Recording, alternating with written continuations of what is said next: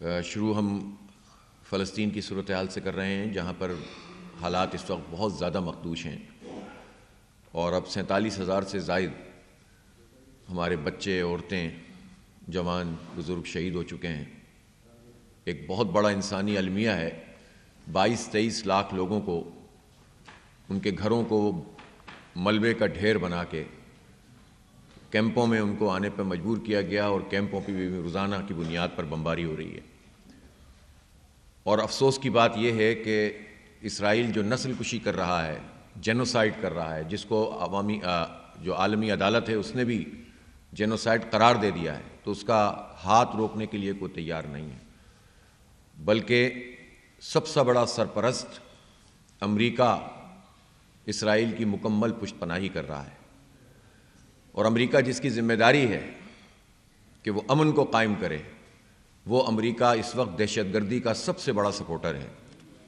اور وہ بار بار امریکی ریاست یہ ثابت کرتی ہے کہ چونکہ اس کی بنیاد ہی دہشت گردی پر ہے اور اس کی پوری تاریخ امریکہ کی دہشت گردی پر مشتمل ہے، ریاستی دہشت گردی، بین الاقوامی دہشت گردی، ویتنام ہو یا ہیروشیما اور ناگاساکی ہو، عراق ہو یا افغانستان ہو، ان سب جگہوں پر امریکہ براہ راست اور پھر پوری دنیا میں اپنی پراکسیز لڑتا ہے، اور انسانیت کا جو ہے وہ خون بہتا ہے۔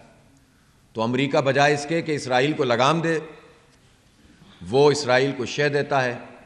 ڈونلڈ ٹرمپ نے ابھی چارج نہیں سنبھالا ہے اور 3 مرتبہ دھمکی دی ہے، اور دھمکی بھی یہ ہے کہ نتائج بھگتنے پڑیں گے پورے گلف کو، پورے ریجن کو، اگر یرغمالی رہا نہ ہوئے۔ چند یرغمالیوں کی بات کی جا رہی ہے، لیکن 47,000 انسانوں کو وہ انسان ہی نہیں سمجھتے، چونکہ وہ مسلمان ہیں۔ یہ رویہ ہے امریکہ کے اس ڈونلڈ ٹرمپ کا کہ جو اتنا بڑا چیمپئن بن کر سامنے آ رہا ہے۔ آپ اس سے اندازہ کر سکتے ہیں کہ یہ ریاستیں کس طرح پوری دنیا میں کشت و خون جو ہے وہ میں مبتلا رکھتی ہیں دنیا کو، اور استحصال کرتے ہیں۔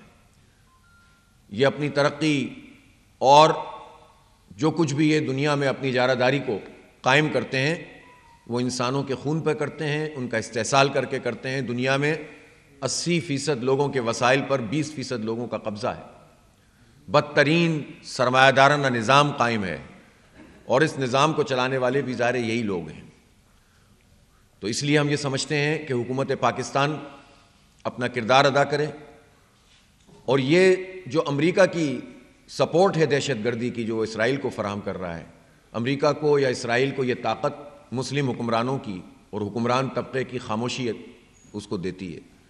یہ پورا طبقہ جو کبھی حکومت اور اپوزیشن میں ہوتا ہے، مسلم ممالک میں آپ دیکھ لیں، کہیں کوئی بادشاہ آتے ہیں، کہیں ڈکٹیٹرز ہیں، کہیں پر جو ہے اگر نام نہاد جمہوری نظام ہے تو وہ بھی امریکہ کی آشیرواد سے چلتا ہے، اور ہر کوئی امریکہ کی طرف دیکھتا ہے۔ اور یہی حکمران طبقے کی کمزوری یہ ان دہشت گرد ریاستوں کی طاقت بن جاتی ہے، اور اس کے نتیجے میں یہ انسانیت کا مزید خون کرتے ہیں۔ اس لیے اس پر تمام باضمیر انسانوں کو اپنا کردار ادا کرنا چاہیے۔ اور ہم نے دیکھا ہے کہ فلسطین کے حوالے سے خود مغرب میں لوگوں نے اپنی اپنی حکومتوں کی بھی مذمت کی ہے، اور اسرائیل کے خلاف بھی اٹھ کر کھڑے ہوئے ہیں اور فلسطینیوں کی حمایت کی ہے۔ یہ بہت خوش آئند ہے، لیکن یہ آواز کمزور ہو جائے گی اگر جن کو سب سے زیادہ یہ آواز بلند کرنی ہے، اگر وہ آواز بلند نہیں کریں گے۔ لہٰذا پوری امت کا فرض بنتا ہے کہ وہ اس پر اپنی آواز اٹھائیں۔ پاکستان کا اس لیے کہ پاکستان ایک نظریاتی مملکت ہے۔ اس کے بعد ہم اس وقت ملک میں جو صورتحال چل رہی ہے، جو معاشی حالات ہیں، وہ بد سے بدترین ہوتے چلے جا رہے ہیں۔ اڑان بھرنے کی بات تو کر رہے ہیں پرائم منسٹر صاحب، لیکن جتنے پیرامیٹرز ہیں وہ ان کی اپنی مرضی کے ہی ہیں۔ وہ خوشخبریاں دے رہے ہوتے ہیں کہ انڈیکس بہتر ہو گیا ہے اسٹاک ایکسچینج کا، لیکن یہ بتائیں کہ اس انڈیکس کے بہتر ہونے سے پیٹرول کی قیمت کم کیوں نہیں ہوئی، ڈالر کی قیمت جو ہے کم کیوں نہیں ہوئی، روپے کی قدر میں اضافہ کیوں نہیں ہوا، اور چیزیں سستی ہونا شروع کیوں نہیں ہوئیں؟ کھانے پینے کی چیزیں، سبزیاں تک اتنی مہنگی ہیں کہ اب لوگ کیا کھائیں، اور غذائی کمی کے نتیجے میں بچوں کی گروتھ کا مسئلہ بن رہا ہے اس وقت۔ وہ بچے کیا کھائیں؟ 40% سے زیادہ لوگ پاکستان میں غربت کی لکیر سے نیچے زندگی گزار رہے ہیں، اور یہ دعوے بڑے بڑے کر رہے ہیں کہ ہم 13% اس میں کمی کر دیں گے اور آئی ٹی کو بڑھا دیں گے اور شرح نمو 1 سے جو ہے وہ 6% پہ ہو جائے گی. لیکن اقدامات کیا ہیں آپ کے؟ عوام کو ریلیف دینے کے بجائے پارلیمنٹ کے لوگ خود اپنی تنخواہوں میں 900% اضافہ کر لیتے ہیں، 1000% اضافہ کر لیتے ہیں. کوئی چیز ایسی نظر نہیں آتی جس میں حکمران طبقہ کوئی قربانی دینے کے لیے تیار ہو. چاروں صوبوں میں اپنی گاڑیوں کے لیے اربوں روپے انہوں نے مختص کیے ہیں اور خرچ کر رہے ہیں. نئی نئی گاڑیاں آ رہی ہیں عملوں کے لیے، جو بیوروکریٹس ہیں بڑے ان کے لیے، اور اسی طرح سے جو شاہ خرچیاں وہ بڑھتی چلی جا رہی ہیں. 23% اضافہ ہوا ہے ایڈمنسٹریشن کے خرچوں میں، اور یہ کہتے ہیں کہ قوم قربانی دے. آئی پی پیز کے مسئلے کو جماعت اسلامی نے بھرپور طریقے سے اٹھایا اور یہ پوری قوم کی آواز بن گیا. اور وہ حکمران اور وہ وزیر صاحب جو یہ کہتے تھے کہ ہم آئی پی پیز سے بات ہی نہیں کر سکتے، الحمدللہ عوامی دباؤ کے نتیجے میں، تاریخ ساز ہڑتال کے نتیجے میں، ہمارے دھرنوں اور احتجاج کے نتیجے میں، نہ صرف یہ کہ آئی پی پیز سے بات ہوئی بلکہ خود حکومت نے اعلان کیا ہے کہ 5 آئی پی پیز بند ہو گئیں، 13 سے بات ہو گئی، 18 سے ری نیگوشیٹ ہو گیا، ری شیڈول ہو گیا. اور خود انہوں نے کہا ہے کہ 1000 ارب روپے کا 1500 ارب روپے کا فرق پڑے گا. جب 1000 اور 1500 ارب روپے کا فرق قومی خزانے میں پڑ رہا ہے تو بجلی کے بل کم کیوں نہیں ہو رہے؟ جب تک بجلی کے بل کم نہیں ہوں گے لوگوں کو ریلیف کیسے ملے گا؟ انڈسٹری چلے گی کیسے؟ آپ جتنے اہداف کی بات کر رہے ہیں وہ حاصل ہی نہیں ہو سکتے جب تک ان پٹ صحیح نہیں ہوں گے، چاہے وہ انڈسٹری کا ہو چاہے زراعت کا ہو. تو اس لیے یہ جو باتیں حکومت کی طرف سے کی جاتی ہیں کہ ہم یوں کر دیں گے اور وہ کر دیں گے اور اس طرح سے ترقی ہو جائے گی، عملاً اس ترقی کے راستے میں خود حکومت آ کر کھڑی ہو جاتی ہے. اور جب وہ لوگوں کو ریلیف نہیں دیتے تو ہم یہ سمجھتے ہیں کہ فوری طور پر بجلی کی قیمتوں میں کمی ہونی چاہیے. اور اعلانات پچھلے 6 مہینے سے اعلان کر رہے ہیں کہ ہم بجلی کی قیمت کم کر دیں گے، لیکن اب تک انہوں نے کم نہیں کیے. لہٰذا اب ہم نے یہ فیصلہ کیا ہے کہ ہم اپنی احتجاجی تحریک کو از سر نو شروع کریں گے اور 17 جنوری کو پورے ملک میں احتجاج کیا جائے گا بجلی کی قیمتوں میں کمی کرنے کے لیے. اور پھر اس کے بعد ہم اگلے لائے عمل کا بھی اپنا اعلان کریں گے. جماعت اسلامی جب کسی ایشو کو ٹیک اپ کرتی ہے اور وہ عوام کا ایشو ہوتا ہے تو ہم اس کو چھوڑتے نہیں ہیں. ہم نے ان کو موقع فراہم کیا کہ یہ اپنی ورکنگ کریں. ہم بھی جانتے ہیں کہ آئی پی پیز کے یہ مسائل 1994 سے چل رہے ہیں، اس میں ہر حکومت شامل رہی ہے. اس میں نون لیگ یہ 94 میں پیپلز پارٹی کے زمانے سے شروع ہوا، پھر اس کے بعد نون لیگ آئی، پھر اس کے بعد قاف لیگ آئی، پھر اس کے بعد پیپلز پارٹی کی حکومت آئی، پھر نواز شریف صاحب کی حکومت آئی، پھر عمران خان صاحب کی پی ٹی آئی کی حکومت آئی، پھر اس کے بعد پی ڈی ایم 1، پھر پی ڈی ایم 2، پھر پی ڈی ایم 3 چل رہی ہے. ان سب لوگوں نے مل کر آئی پی پیز کو سپورٹ فراہم کی.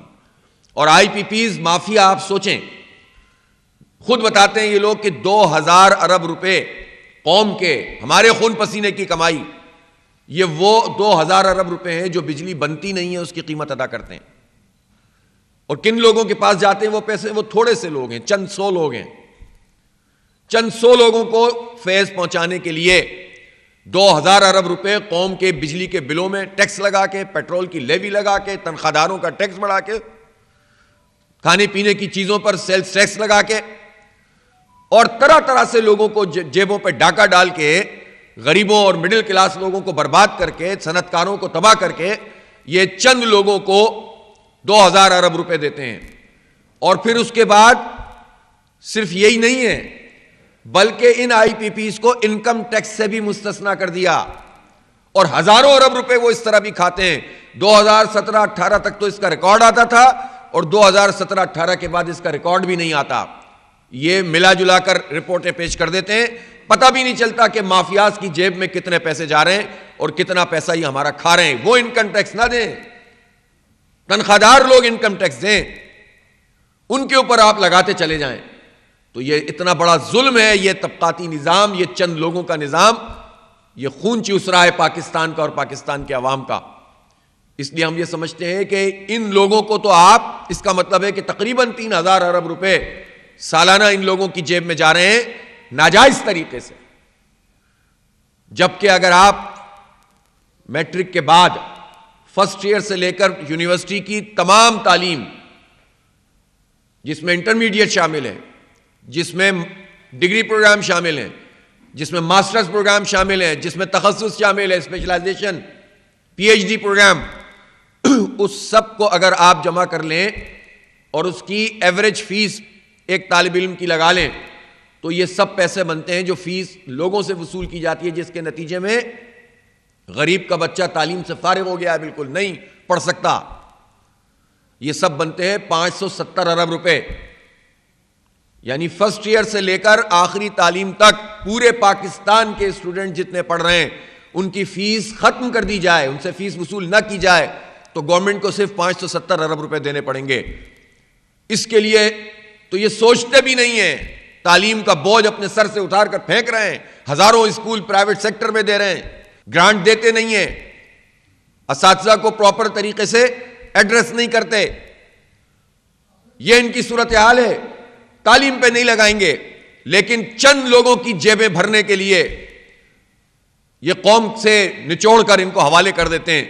اگر یہ تعلیم پر لگائیں اور آئی ٹی پر لگائیں اور ان لوگوں کو لگام دیں جو ہمارا خون چوس رہے ہیں تو آپ سوچ سکتے ہیں کہ پاکستان کہاں سے کہاں چلا جائے۔ لیکن یہ کیسے کریں گے؟ یہ خود تو شامل ہوتے ہیں، ہر حکومت کے لوگ اس میں شامل ہوتے ہیں، کوئی استثناء نہیں ہے اس میں، سب لوگ اس کے اندر شامل ہوتے ہیں، اور یہ مل کر جو ہے وہ ان معاملات میں سب ایک ہیں۔ اس لیے ہم یہ سمجھتے ہیں کہ یہ سلسلہ اب ختم ہونا چاہیے، اور یہ عوامی بیداری، کیونکہ کسی پارٹی کا یہ ایجنڈا نہیں ہے کہ وہ ان آئی پی پیز مافیا کے خلاف بات کریں، عوام کے بنیادی مسائل پر کوئی بات نہیں کرتا۔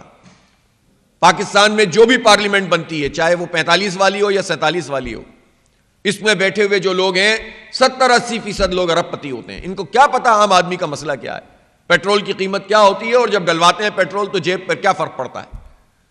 ان کو کیا معلوم کہ بجلی کا بل کیسے ادا کیا جاتا ہے۔ ان کو تو ہر چیز میں مراعات ملتی ہیں۔ ان میں تو وہ لوگ شامل ہیں جو گندم کو جو کسان جو ہے وہ اگاتا ہے اور پھر اس کے بعد اس کا ریٹ تک طے نہیں کرتے، اس کے لیے آواز نہیں اٹھاتے۔ یہ وہ لوگ ہیں جو کپاس کی پیداوار کم کر دیتے ہیں اپنی پالیسیوں کے نتیجے میں۔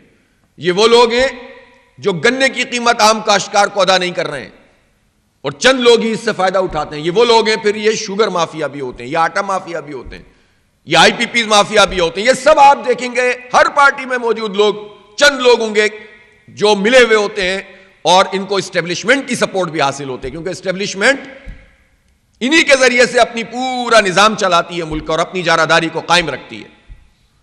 ایک کو اٹھا کے ادھر لے آتے ہیں، دوسرے کو اٹھا کے ادھر لے آتے ہیں، ایک پورا سلسلہ چل رہا ہے۔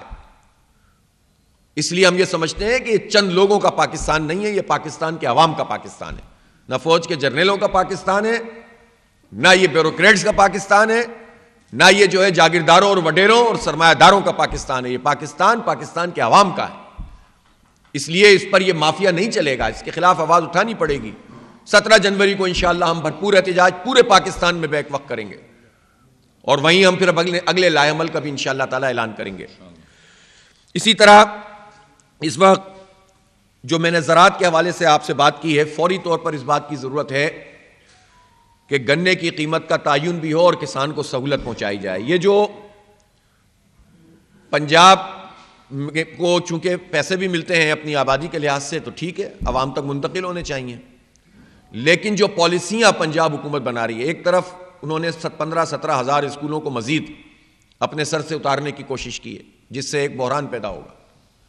دوسری بات یہ ہے کہ وہ بجائے اس کے کہ سبسیڈائز کریں جنرل، بجائے اس کے کہ گندم کی قیمت فکس کرتے اور گنے کی قیمت فکس کرتے، جو حکومت نے پچھلی پنجاب حکومت نے کام کیا تھا پچھلی مرتبہ، قوم سے اتنا بڑا جھوٹ بولا تھا۔ اگر واقعتاً عدالتیں اپنا رول ادا کر رہی ہوں اور وہ 26ویں ترمیم کے زد میں آئی ہوئی عدالتیں نہ ہوں اور ہر وقت اسٹیبلشمنٹ کی طرف دیکھ کر فیصلے کرنے والی عدالتیں نہ ہوں، تو یہ تو ٹیک اپ کر لینا چاہیے تھا کہ حکومت کیسے جھوٹ بول سکتی ہے قوم سے کہ گندم کا ایک ریٹ طے کیا اور اس کے بعد اس سے پھر گئی، اور اس کے نتیجے میں پورا پاکستان کرائسس میں چلا گیا، کسان برباد ہو کر رہ گیا، اور پھر اس کے نتیجے میں وہ ٹرسٹ ڈیفیسٹ پیدا ہوا کہ اس مرتبہ دسمبر تک جو گاٹھیں آئی ہیں کپاس کی وہ بھی 33% کم ہیں، اب امپورٹ کرنی پڑے گی، $2 بلین مزید قوم ادا کرے گی، جو پیداوار کانفیڈنس چیک ہونے کے نتیجے میں خراب ہو رہی ہے. اور گندم کا ابھی اس وقت فصل چل رہی ہے، پتہ نہیں کتنا اس میں ڈیفیسٹ ہوگا ان کی حرکتوں کی وجہ سے. اور گنے کا معاملہ یہ ہے کہ جب وہ تیار ہے تو اس کے بعد اس کا ریٹ نہیں لگا رہے ہیں.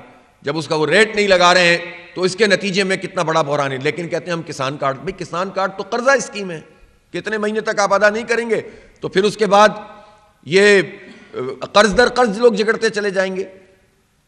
جو ادویات ہیں، انپٹس ہیں، وہ مہنگی ہیں، ڈی اے پی مہنگا ہے، یوریا مہنگی ہے، بلیک میں ملنے لگتے ہیں. ہر فصل کے موقع پر جو بلیک مارکیٹ ہے ان کے مزے لگ جاتے ہیں. پھر اس کے بعد آپ دیکھیں جب انرجی صحیح نہیں ہوگی پراپر تو کیسے کام چلے گا. سولر کی طرف آپ بڑے بڑے اعلانات کرتے ہیں، دوسری طرف پالیسی یہ بناتے ہیں کہ سولر کو ہم انکریج نہیں کریں گے، کسی وقت بھی آپ اس کے اوپر ٹیکس لگا دیں گے.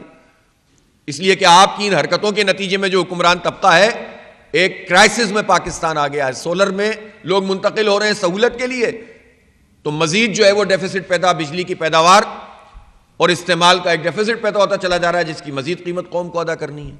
تو ایک وشیس سائیکل ہے، ایک شیطانی چکر میں ہمیں انہوں نے مبتلا کر دیا ہے اس حکمران طبقہ نے.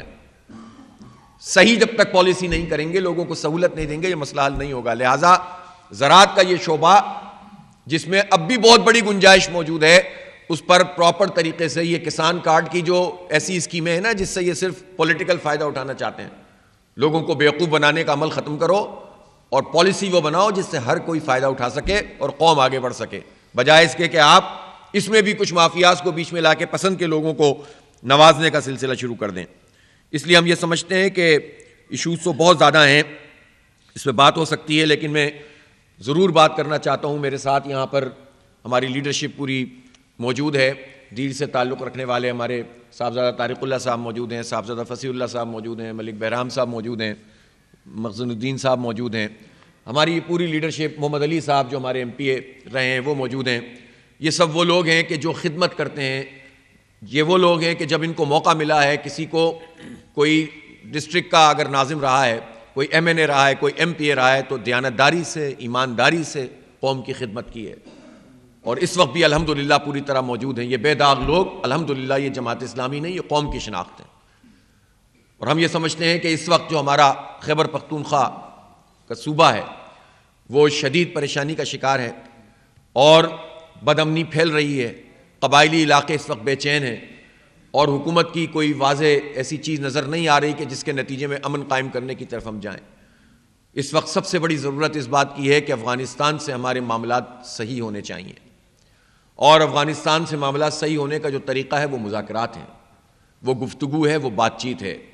ہم دو یہ ملک جنگ لڑ کر کیا حاصل کر سکتے ہیں؟ سوائے تباہی اور بربادی کے کچھ نہیں ملے گا، نہ پاکستان کو نہ افغانستان کو.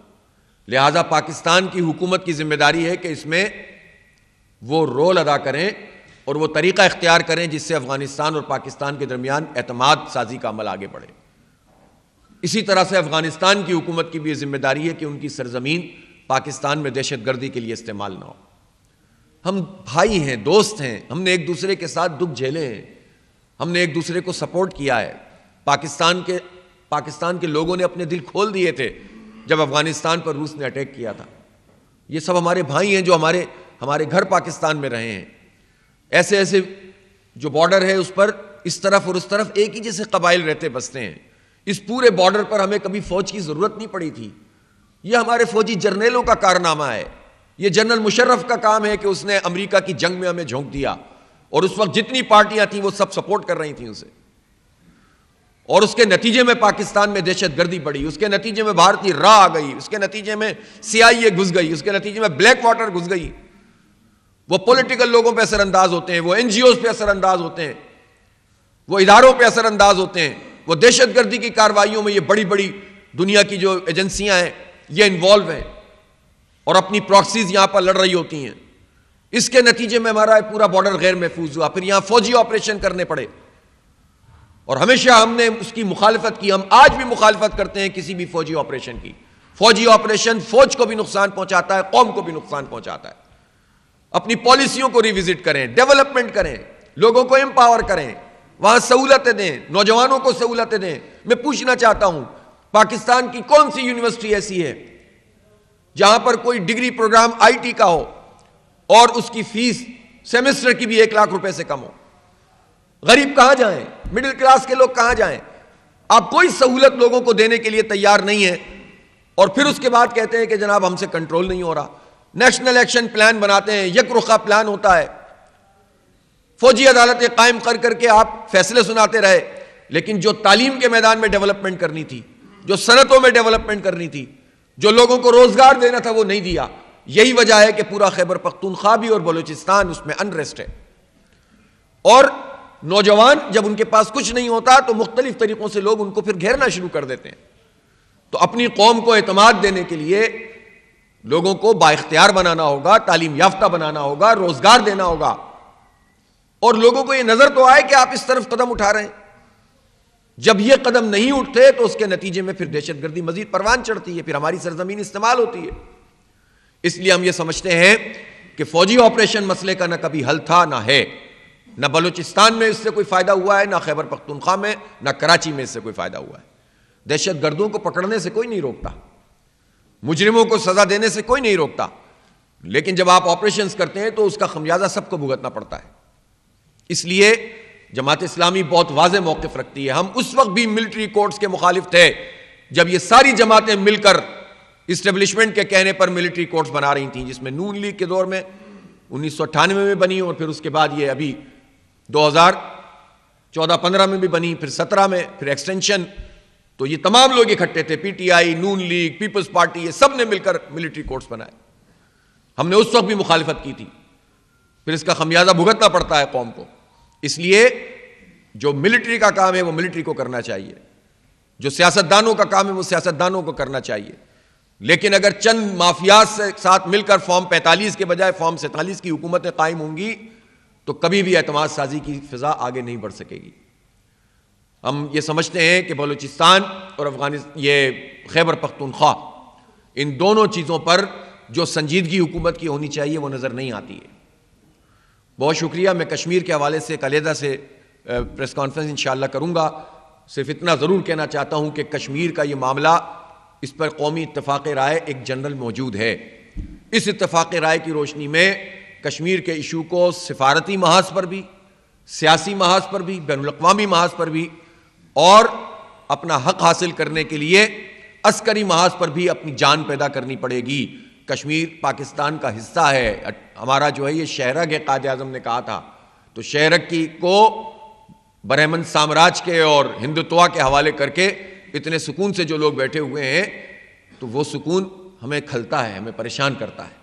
اس لیے ہم یہ سمجھتے ہیں کہ اس پر ایک مرتبہ پھر اثر نو اس پوری پالیسی کو ریوزٹ کر کے آگے بڑھنے کی ضرورت ہے, جس پر میں انشاءاللہ علیحدہ سے بات کروں گا. بہت شکریہ.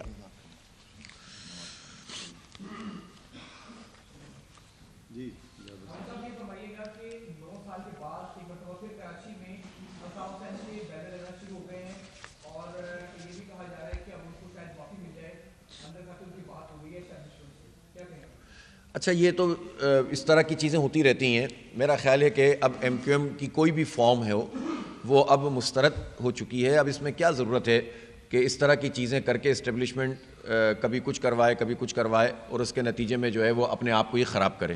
میرے خیال ہے اسٹیبلشمنٹ کو کراچی کے مسئلے کو مزید خراب نہیں کرنا چاہیے اور چیزوں کو درست سمت میں رکھنا چاہیے. اصل سوال تو یہ بنتا ہے کہ اس وقت کراچی کے طلباء شدید اذیت کا شکار ہیں. مسلسل 2 سال ہو گئے ہیں, 80% 90% طلباء کو فیل کر رہے ہیں, اور ایک شدید غم و غصہ کراچی میں پایا جاتا ہے اور کوئی اس کو ایڈریس کرنے والا نہیں ہے. ایسا کیا ہو گیا کہ کراچی میں سب لوگ جاہل ہو گئے اور کراچی کے علاوہ پورا صوبہ سندھ میں سب عالم ہو گئے اور پورے پاکستان میں عالم ہو گئے؟ یہ ایسا کیا قصور کیا ہے کراچی نے؟ اس کا یہ قصور ہے کہ وہ ابھی بھی اس گئے گزرے حالات میں بھی ایک منی پاکستان کا تصور رکھتا ہے, اور اس وقت گئے گزرے حالات میں بھی 50% سے زیادہ ایکسپورٹ کرتا ہے. وہ ہمارا شہر ہے, منی پاکستان ہے. آپ پوچھیں ان لوگوں سے, ہم مختلف علاقوں کے رہنے والے موجود ہیں یہاں. یہ لاہور کے ہمارے امیر ہیں, یہ ہمارے دیر کے لوگ ہیں, اور اسی طرح خیبر پختونخوا کے, کوہستان سے تعلق رکھتے ہیں.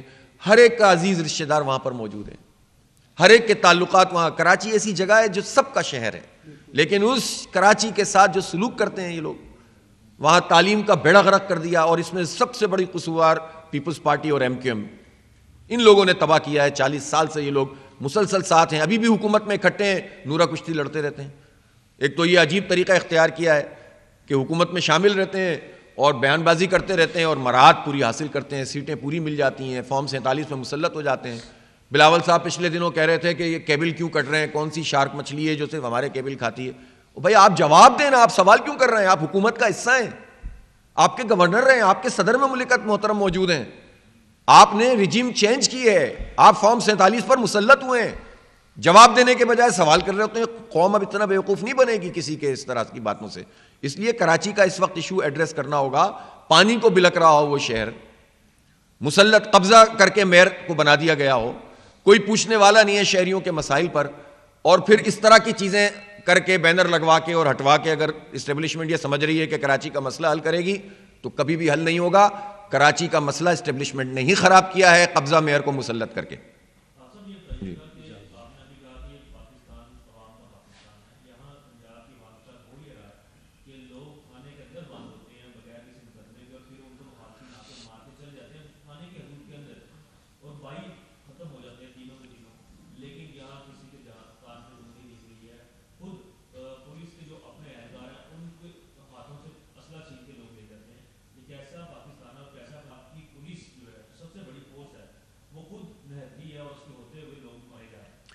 دیکھیں, پنجاب کی پولیس میں تو خود بہت بڑی اس کی ضرورت ہے ریفارمز کی, اس لیے کہ میں آپ کو صحیح بات بتاؤں کہ جو سلوک پنجاب کی پولیس عوام کے ساتھ کرتی ہے نا وہ اچھا نہیں ہے. اور آپ دیکھیں کبھی احتجاجوں کے موقع پہ بھی کوئی بھی پارٹی ہو, جس طرح سے یہ بالکل سامنے آ کر کارروائی, ہم تو خود بھگتتے رہے ہیں نا, جماعت اسلامی نے تو اس کو بہت بھگتا ہے. ابھی پچھلے عرصے میں بھی جب 9 مئی کے بعد بھی پولیس کا جو رویہ تھا, ہم کب کہتے ہیں کسی آپ جرم کرنے والے کو چھوڑیں, لیکن آپ گھروں میں گھس جائیں, نہ چادر دیکھیں نہ چار دیواری دیکھیں, آپ بچوں کے کھلونے تک توڑ کر آ جائیں گھروں میں جا کر. یہ پولیس ہی سے کرواتے ہیں نا لوگ. آپ لوگوں کو ٹیررائز کریں, آپ خواتین کو اٹھا لیں, آپ بدتمیزیاں کریں, تو پھر اس کے نتیجے میں آپ انہی کاموں پہ لگے رہتے ہیں. پھر آپ کے اندر ریفارمز تو نہیں ہوتی. تو پنجاب پولیس میں تو خود ریفارمز کی ضرورت ہے. اور ہم یہ سمجھتے ہیں کہ اگر یہ پنجاب کے لوگوں کے ساتھ کو اس طرح تھانوں کے رحم و کرم پہ چھوڑ دیا گیا ہے یا مافیاز کے رحم و کرم پہ چھوڑ دیا گیا ہے, تو پنجاب پورا پاکستان ہے, ظاہر ہے کہ سب کو آواز اٹھانی چاہیے.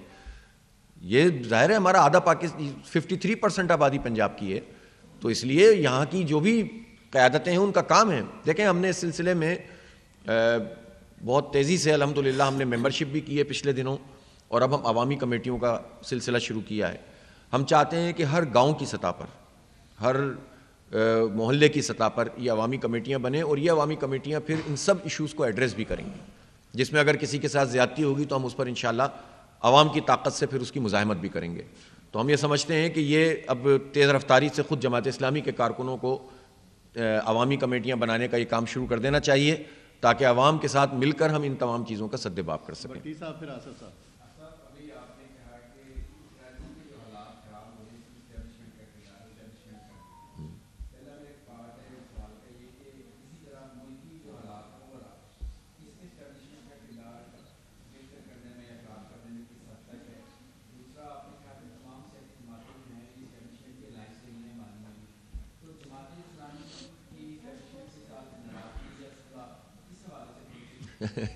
اچھا دیکھیں, میں اس لیے کہہ رہا ہوں اسٹیبلشمنٹ کا ہاتھ ہے کراچی میں. مجھے آپ یہ بتائیے کہ جو میئر کا انتخاب, بلدیاتی انتخاب ہوا پہلے مرحلے میں کراچی میں, تو اس میں تو جماعت اسلامی نے جتنے ووٹ لیے تھے نا, تو وہ باقی پارٹیوں کے ووٹ ملا لیں نا تو بھی اتنے نہیں بن رہے تھے. ٹھیک ہے, ووٹ حلقہ بندیاں پہلے کی گئیں ناجائز طریقے سے, سب کچھ برداشت, 3-4 دفعہ انہوں نے آگے بڑھا دیا انتخاب, وہ بھی ہم لڑتے رہے, پھر انتخاب ہو گیا اور جماعت اسلامی جیت گئی. سیٹیں اس سب کے باوجود کہ جماعت اسلامی نے جو سیٹیں جیتیں, میں اس لیے بتا رہا ہوں تاکہ اس پکچر سمجھ میں آ جائے, وہ 45,000 ووٹ فی یو سی والی سیٹیں جیتیں, اور جو پیپلز پارٹی نے سیٹیں جیتیں وہ 15,000 فی یو سی والی سیٹیں جیتیں. 1-3 کا تو ویسے ہی فرق تھا, لیکن اس کے باوجود ہمارے نمبر زیادہ تھے, تو انہوں نے سیٹیں چھیننا شروع کی. اسٹیبلشمنٹ کی مرضی کے بغیر پیپلز پارٹی یہ کام کر سکتی ہے؟ آپ بتائیں مجھے. پھر اس کے بعد چلو ہو گیا, پھر ہمارا اور پی ٹی آئی کا اس کے بعد الیکشن کے بعد, الیکشن تو ہم نے جیت لیا, اس میں پی ٹی آئی بھی تھی, پیپلز پارٹی بھی تھی, سب لڑے تھے, ہم نے الحمدللہ پھر بھی جیت لیا. جبکہ اس وقت آپ کو یاد ہوگا پی ٹی آئی پنجاب میں کلین سویپ کر رہی تھی, اور کراچی میں بھی اس کی فالوئنگ ہے, لیکن جماعت اسلامی پر اعتماد کیا کراچی کے لوگوں نے. ہم جیت گئے. اس کے بعد ہم نے الائنس کیا, ہمارے 192 بنے, اور اس کے بعد پیپلز پارٹی, JUI اور نون لیگ, ان کے ملا کر 173 بنے. تو 173 جیت گیا اور 192 ہار گیا. تو یہ اسٹیبلشمنٹ کی مرضی کے بغیر کیا پیپلز پارٹی کا میئر بن سکتا تھا؟ یہ سب کے لیے سوال موجود ہے. کیونکہ اسٹیبلشمنٹ کو ان کے قومی مفاد میں پیپلز پارٹی کی ضرورت تھی نیشنل لیول پر, اس لیے انہوں نے میئر کا تحفہ ان کو دے کے کراچی کا بیڑا غرق کر دیا. اب یہ جو جس نے بھی گند مچائی ہے, جس نے بھی یہ کام خراب کیا, وہی ٹھیک بھی کرے نا. جینون طریقے سے چیزیں موجود ہیں, عدالتیں فیصلے نہیں سناتی ہیں, ٹریبونلز کام نہیں کر رہے, کیسز موجود ہوتے ہیں, عدالتیں کچھ کر نہیں رہی ہیں. واضح نمبرز کا 32 لوگ PTI کے نہیں آ سکے. ہم نے تو ان پر نہیں, آج تک بھی میں نہیں کہتا ہوں کہ وہ بک گئے تھے, یہ وہ گئے تھے, میں کہتا ہوں پریشر تھا نہیں آئے. خود PTI والے کہتے ہیں کہ بک گئے تھے, لیکن میں کہتا ہوں نہیں, پریشر تھا. لیکن 32 انسان, جیتے جاگتے انسان نہیں پہنچے, اور اس کی وجہ سے جماعت اسلامی کا میئر نہیں ہے نا, بلکہ کراچی والوں کا میئر نہیں بنا, مسلط کردہ میئر آ گیا, مسلط کردہ پورا ادارہ بن گیا. اب دیکھیں گٹروں میں لوگ گر رہے ہیں, کوئی پوچھنے والا نہیں ہے, اور یہ انہوں نے سارے چیزوں پہ قبضہ کر کے رکھا ہوا ہے صوبائی حکومت نے. تو اس لیے میں کہتا ہوں کہ اسٹیبلشمنٹ ذمہ دار ہے. اور جہاں تک ملکی سطح پر, تو اس سے مجھ سے زیادہ تو کوئی بھی, PTI خود دستبردار ہو گئی ہے فارم 45 اور 47 کے مسئلے پر. وہ کہتے ہیں ری الیکشن کراؤ, اور میں کہہ رہا ہوں بار بار کہ نہیں, 47 والوں کو مسترد کرو, جوڈیشل کمیشن بنا کے 45 کی بنیاد پر فیصلہ کرو. تو ہم تو یہ جینون, جس کا ہمیں فائدہ ہو یا نقصان ہو, حق اور انصاف کی بات کرنی چاہیے, جس کو بھی فائدہ ہو. تو یہ تو ہماری پوزیشن بہت واضح ہے, اور ناراضی اور اس میں دوستی کی بات نہیں ہے, بات آئین اور قانون کی ہے. ہر ایک کو اپنی آئینی حدود کے مطابق کام کرنا چاہیے, بس. جی آصف صاحب, پاکستان اور افغانستان میں ایک تناؤ کی بات کی, تو آپ سمجھتے کہ انڈیا جو کہ کافی پاکستان کا تنقید ہے, وہ دوبارہ افغانستان میں اپنے قدم جمائے گا اور افغان حکومت کو پاکستان کے خلاف استعمال کر سکتا ہے؟ میں اسی لیے تو کہہ رہا ہوں نا کہ صرف مسئلہ اتنا سا بھی نہیں ہے. افغانستان کے معاملے پہ ہمیں سنجیدگی سے ایک قومی پالیسی مرتب کرنی چاہیے, اور مذاکرات اور بات چیت کے علاوہ کوئی دوسرا حل نہیں ہے. ہو سکتی ہے بات چیت. اسی طرح ہمیں چائنا کو, ایران کو, ترکی کو, ان سب, رشیا, ظاہر جو پولیٹیکل سچویشن ہے اس میں آپ کو بات چیت تو کرنی پڑتی ہے نا. تو آپ ایک اچھا پلیٹ فارم بنا سکتے ہیں. اگر افغانستان کے ساتھ ہمارے معاملات درست ہو جائیں, اور ریجن میں چائنا اور پھر ترکی اور ایران, اور ساتھ میں پھر ایسے ممالک کے جو اس میں آگے بڑھ سکتے ہیں, جو ریاستیں ہیں ہماری وسط ایشیا کی, وہ تو یہ تو ایک بہت شاندار قسم کا, زبردست قسم کا بلاک بن سکتا ہے, جو امریکی پوری جو اس کی ہیجمنی ہے اور وہ جو یلغار ہے اس کو روکے, اور جو امریکہ کا جونیئر پارٹنر بھارت بنا ہوا ہے, اور وہ خود اس کے بھارت میں آپ دیکھیں کتنا اس نے ظلم کیا ہوا اقلیتوں پر. کہیں پر وہ مسیحوں پر ظلم کر رہا ہے, کہیں پر وہ جو ہے وہ جو بنگالی نژاد لوگ ہیں ان کے اوپر ظلم کر رہا ہے, کوئی پوچھنے والا نہیں ہے. اس کو بالکل بلینک چیک ملا ہوا ہے. پاکستان میں تو آپ دیکھیں اکثر آپ نواز شریف صاحب کے بیانات سنتے ہوں گے کہ مشرقی پنجاب, مغربی پنجاب میں تو صرف ایک لکیر کا فرق ہے. وہ بھائی یہ خونی لکیر تھی جو لوگوں نے عبور کی تھی. پوچھ لو کسی سے جو جن کے خاندان کٹ گئے تھے, ان ٹرینوں میں خون بہ رہا تھا جب وہ ٹرین یہاں پر پہنچی تھی. آپ الطاف حسن قریشی صاحب کی کتاب پڑھ لیں, انہوں نے بتایا کہ جب یہاں پر وہ ٹرین پہنچی تو آدھے سے زیادہ ڈبے ایسے تھے جس کے دروازوں میں سے خون بہ رہا تھا. تو آپ اتنی آرام سے بیان کرتے ہیں کہ ہمارا کلچر ایک ہے, تمہارا کلچر ایک ہوگا ان کے ساتھ. ہم نے تو اپنی شناخت کے اوپر پاکستان بنایا تھا, پاکستان کے لوگوں نے. اس لیے چیزوں کو اسی طرح سے دیکھنا چاہیے.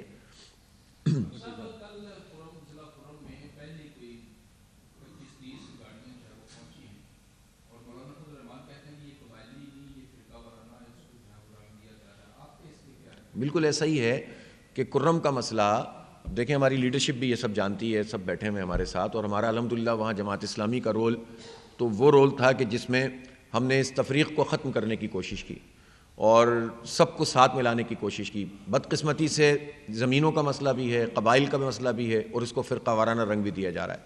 اور اس کے نتیجے میں بعض اوقات یہ ہوتا ہے کہ لوگ, سادہ لوگ ہوتے ہیں, وہ تو یہی دیکھتے ہیں کہ شیعہ آ رہا ہے کہ سنی آ رہا ہے. وہ یہ نہیں دیکھتے کہ اس کے پیچھے لڑانے والا کون ہے, اسلحہ فراہم کرنے والا کون ہے, کون ان کو اس طرح امپاور کر رہا ہے. دونوں طرف سے جب تفصیل میں جاتے ہیں تو ایک ہی ہاتھ ہوتے ہیں جو دونوں کو طاقتور کر رہے ہوتے ہیں. اس لیے ہم سمجھتے ہیں کہ مذاکرات, بات چیت, اور پھر اگین وہی بات ہے کہ لوگوں کو با اختیار بنانا, اور لوگوں کو سہولتیں فراہم کرنا. اگر یہ کام حکومتیں کرنے لگیں, اب اس میں صوبائی حکومت کا بھی رول بنتا ہے نا. صوبائی حکومت تو انٹرسٹ اس وقت لیتی ہے جب پانی سر سے اوپر گزر جاتا ہے. تو یہ گنڈاپور صاحب کی بھی ذمہ داری ہے کہ کرم کے مسئلے کو سنجیدگی سے دیکھیں, بلکہ تمام قبائل کے مسئلے کو دیکھیں اور ڈیولپمنٹ کا کام کریں. وہاں بڑا سنجیدہ مسئلہ ہے. میں بار بار میرا کے پی جانا ہوتا ہے, بلدیاتی اداروں کو بااختیار نہیں بنا رہے ہیں, فنڈز نہیں دے رہے ہیں, ڈیولپمنٹ نہیں ہو رہی ہے وہاں پر. آپ صرف جو ہے وہ اپنی بیان بازی کے ذریعے سے اگر حکومت چلائیں گے تو کب تک چلتا رہے گا یہ سلسلہ؟ لوگ تنگ ہو رہے ہیں. اس میں کسی پارٹی کی حمایت مخالفت کا مسئلہ نہیں ہے, لوگوں کو ریلیف چاہیے, لوگوں کو فنڈز چاہیے, لوگوں کو کام چاہیے. تو گنڈاپور صاحب بھی توجہ ذرا اپنے صوبے پہ دیں اور لوگوں کو ریلیف فراہم کریں, اور اسی طرح سے ان تمام ایشوز کو بھی دیکھیں جس طرح کے کرم کے مسائل ہیں.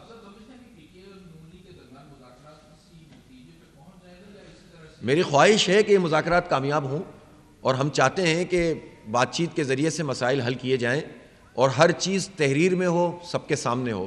اصل میں یہ جو ٹرسٹ ڈیفیسٹ پوری قوم کا بھی اور پارٹیوں کا بھی اس وقت ہوتا ہے جب تحریری معاہدے الگ ہو رہے ہوتے ہیں اور تحریر کے علاوہ جو بات چیت ہو رہی ہوتی ہے وہ الگ ہو رہی ہوتی ہے.